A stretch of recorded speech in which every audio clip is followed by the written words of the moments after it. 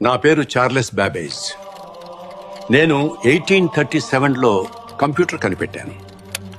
ఈ రోజు మీరు వాడుతున్న ల్యాప్టాప్, డెస్క్టాప్ వీటికి పునాది వేసింది నేనే. నేను క్రైస్తవుడిని. ఈ రోజు నేను కనిపెట్టిన వస్తువు వాడుకుంటున్నారు. కానీ అదే క్రైస్తవుడిని మా దేశంలో ఉండొద్దు, వీళ్ళని తరిమేయాలి అంటూ క్రైస్తవులను తిడుతూ బైబిల్ని తిడుతున్నారు. మీరు ఈ రోజు నుంచి కంప్యూటర్ వాడడం మానేయండి అనంటే ఏమన్నా బాగుంటుందా? నేను ఒక్కడనే ఉండాలి అనుకోవటం ఎప్పటికీ మంచిది కాదు.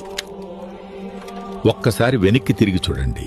ఒక హిట్లర్, ఒక గడ్డాఫీ, ఒక స్టాలిన్, నేనే ప్రపంచాన్ని ఏలాలి అని అన్న ఎందరో నియంతలు చివరికి కాలగర్భంలో కలిసిపోయారు.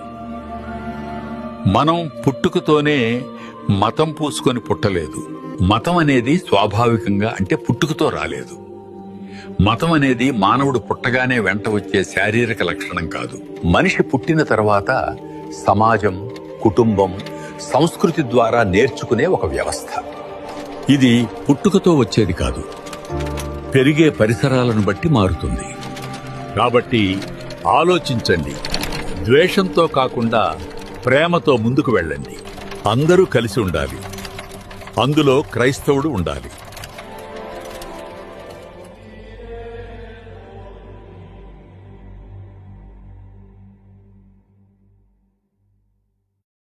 థామస్ అల్వా ఎడిసన్ ఈ బల్బు కనిపెట్టిన వ్యక్తి. అతను బైబిల్ బాగా చదివేవాడు. బైబిల్ నా బ్రతుకును వెలిగించింది, నేను బల్బును వెలిగించానని చెప్పిన వ్యక్తి. అతను చేసే ప్రతి ప్రయత్నానికి ముందు ప్రార్థించేవాడు. ఒక వ్యక్తి బైబిల్ చదివి ప్రార్థించి ప్రయత్నం చేయగా ఆ ప్రయత్నాన్ని ఫలింపజేశాడు దేవుడు. ఆ ప్రయత్న ఫలమే నేడు ప్రపంచం అంతా లైట్లు వెలిగిపోతూ ఉన్నాయి. అలాగే రైట్ బ్రదర్స్ మీరు చూస్తే వారి తండ్రి గారు కూడా ప్రార్థించేవాడు. ప్రార్థన కుటుంబం నుండి వచ్చిన రైట్ బ్రదర్స్ చక్కగా ఫ్లైట్ కనిపెట్టారు. అనేకమైన వస్తువులు ప్రింట్ అవుతున్నాయంటే ప్రింటింగ్ ప్రెస్ కనిపెట్టిన వ్యక్తి ప్రార్థనా కుటుంబం నుండి వచ్చిన వ్యక్తి. ప్రార్థించి ప్రయత్నించగా ఫలించిన వ్యక్తి జాన్ గుటెన్బర్గ్. జాన్ గుటెన్బర్గ్ కనిపెట్టినటువంటి ఈ ప్రింటింగ్ ప్రెస్ మొట్టమొదటిగా ప్రపంచానికి ప్రింటింగ్ పుస్తకాలను అందించగలిగింది. అందులో మొట్టమొదటిగా ప్రింట్ చేసిన పుస్తకం పరిశుద్ధ గ్రంథమైన బైబిల్. నేడు ప్రపంచంలో అనేకమైన ఆధునికమైన వస్తువులు వాడుతున్నాం. వీటన్నిటి వెనక ఏముందో తెలుసా? ప్రార్థన ప్రయత్నం యొక్క ఫలం.